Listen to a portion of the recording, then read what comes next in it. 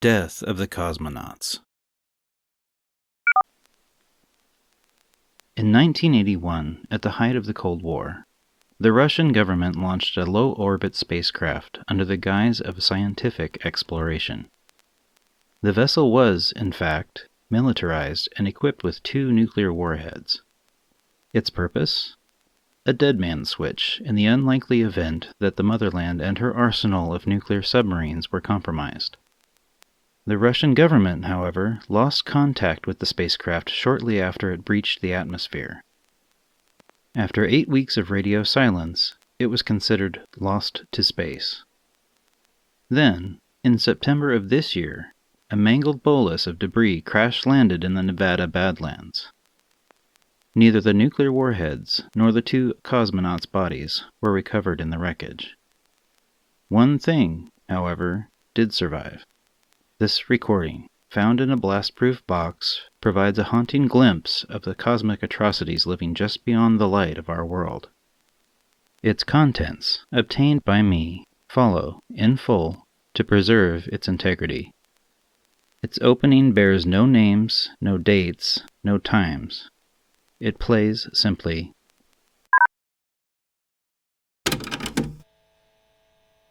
"My Cossack sensibilities betray me. I know the shadow men who swim through the stars must only be a figment of my tired mind, because none of God's creatures were born to survive the great crash of his magnificent creation, the cosmos. But now, after the death and the revival of my comrade, faith evades me." The shadow men are true. They move like snakes and speak in voiceless tongues. Some are bigger than others, but I hear them all without rest. Their words curl and writhe through the hum of thrusters, rattling into my skull and weary mind like hot pokers from a burning hearth. I miss my comrade. He watches through the porthole as I record. Even now, his face is torn into a distended grimace, so much like Munch's, they scream.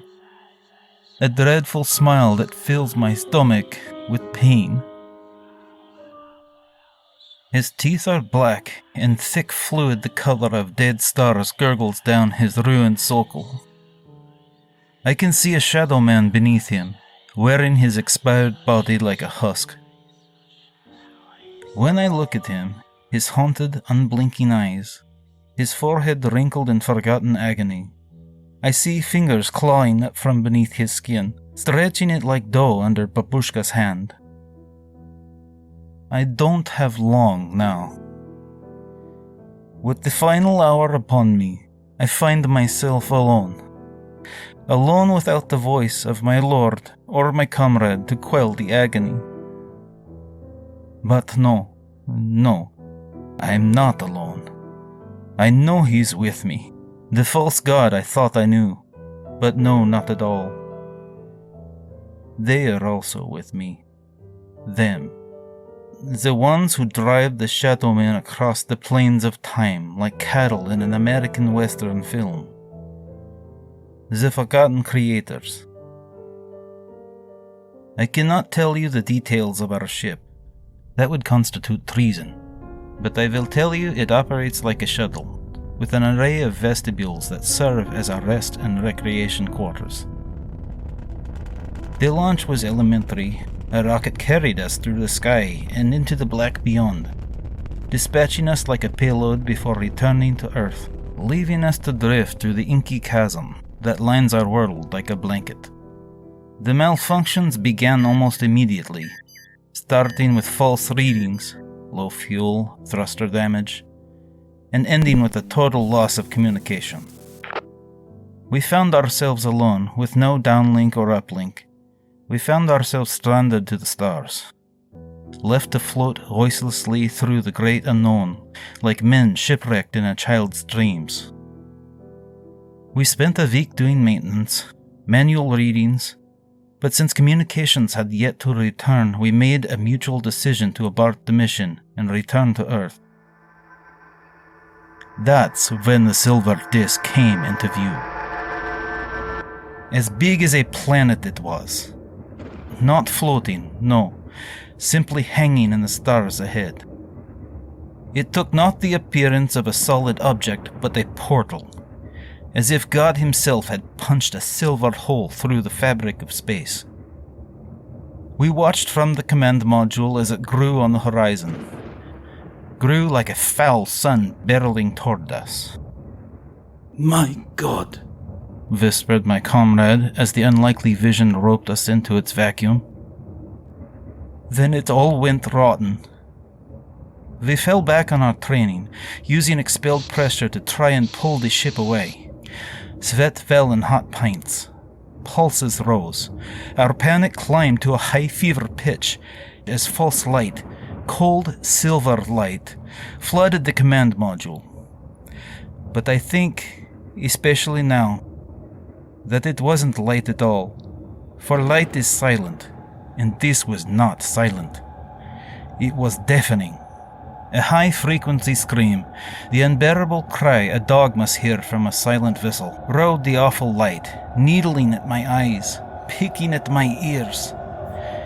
It filled my lungs with fluttering dread, turning my insides into a cloud of dead leaves whipped into a frenzy by the wind of fear.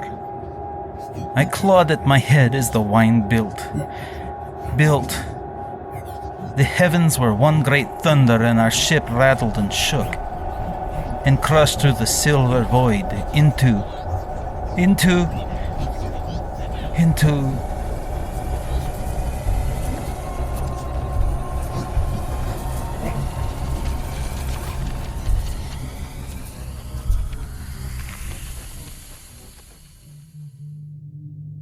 I blinked and saw only red. A hellish carmine like hot blood from a severed neck. It surrounded us. It was dreadful, and... something jumped into my ribs, and I yelped. The sound of a small dog with its tail in the door. I looked over and saw my trembling comrade. His body twisted and convulsing. Hands torn into rigid claws, eyes showing only the whites, as a bib of red foam curled down his jumpsuit. I cried out, not his name nor a word, merely a frightened syllable, and reached out for him. Then I saw what surrounded us. We were no longer in the stars. That place, the bleeding place, was the devil's nightmare. And the horrors it bred, the things living in silent tandem beside our world, were just now waking up. I dragged my dying comrade out of the command module and into the medical station. Blood roared from his eyes, ears, nose. He had sprung a deadly leak, and if I didn't apply medical attention, he would surely... He sat up on the padded bed with a sudden, strangled gasp. The overhead lights were out, and in the reddish pollution he was a vision of terror, a dreadful nightmare from a religious fresco depicting the underworld. His eyes, still rolled into his brain, had blossomed with the red of a dozen blown capillaries. His lips drew back as if they were pulled by invisible hands, pulling into a crooked sneer. Darkness is the only comfort, said a jagged voice that was not his own. His lips did not move. The words seemed to scrape through his chest. I stepped back, the joints in my legs creaking like a rusty door. My heart was pounding sickeningly, a hollow, thumping ache in my chest. Darkness is what all things find come the end, continued that snarling, foul voice. Eternal light and glory was a lie all along. An amusing lie meant to trick mortal fools. There is nothing but frozen darkness. There is nothing but the wicked gods. Two black arms exploded from his mouth. Hands the color of pitch grabbed at his jaw, his head, trying to claw the rest of themselves out. as if his very soul was trying to escape his corrupted body. With a choked cry, I fell back, slamming the command module door as the man who was my comrade changed into something else entirely. Something clawed and scraped, pulling back my comrade's bleeding flesh like an expired skin. Blood misted the window. Sprays of brain spattered the wall. A thing the color of darkness, faceless, featureless, appeared in the porthole window. Behind him was a bloody husk, a mangled, fleshy suit folded limply on the ground, a puddle of gore expanding from it like a red halo. This shadow man spoke in my mind. I ignored his voice, cruel and cold, and collapsed into one of the padded chairs facing the panorama window. What I saw beyond drove through me like a flaming arrow. I sat, silent, stunned, shivering with raw, screaming terror as I stared at the horizon. Shadowy giants the size of galaxies floated through the red abyss like condemned souls. Planets that were not planets at all, but ineffable, rotting skulls, hung like gruesome ornaments. Smaller planets, sallow and opaque, ringed by belts of umbilical-framed fetuses curled up in utero, their massive, incredible forms pulsing with terrible life. It was a grand masquerade of horrors, of things moving like liquid through the dreadful cosmos. I drifted toward it with my chest tightening like it was being torqued to the breaking point. I felt my soul weaken. All at once, something swept into view. A dark curtain as big as the sky itself. The ship shuddered and shook as a face made of darkness filled the horizon. A face bigger than a planet. Bigger than a monster has any right to be. It was a giant, and its mouth slowly broke apart like a curtain at showtime. I looked back at the porthole. The Shadow Man, a mere homunculus compared to his brother, wore my comrade's bleeding skin. I stared out the window as the giant swallowed me. I found my voice and I screamed.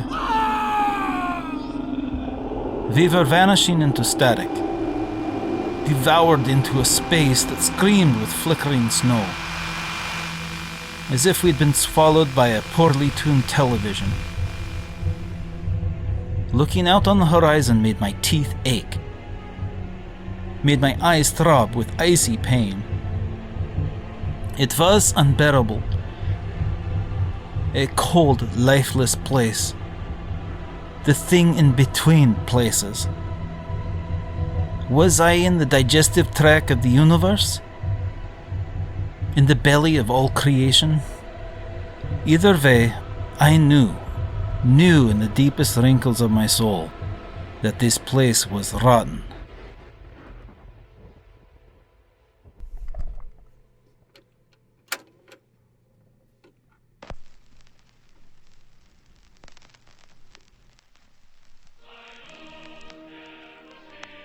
So I primed our payloads for detonation.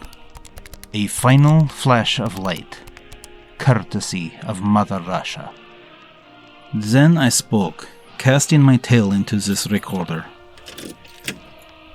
It ends as it ends.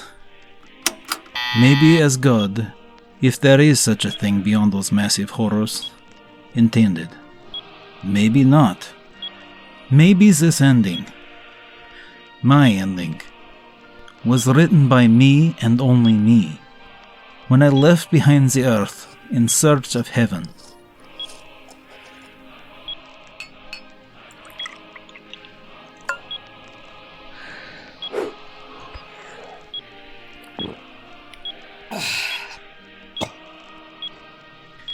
It doesn't matter now. This is my deliverance. This is the death of the Cosmonauts.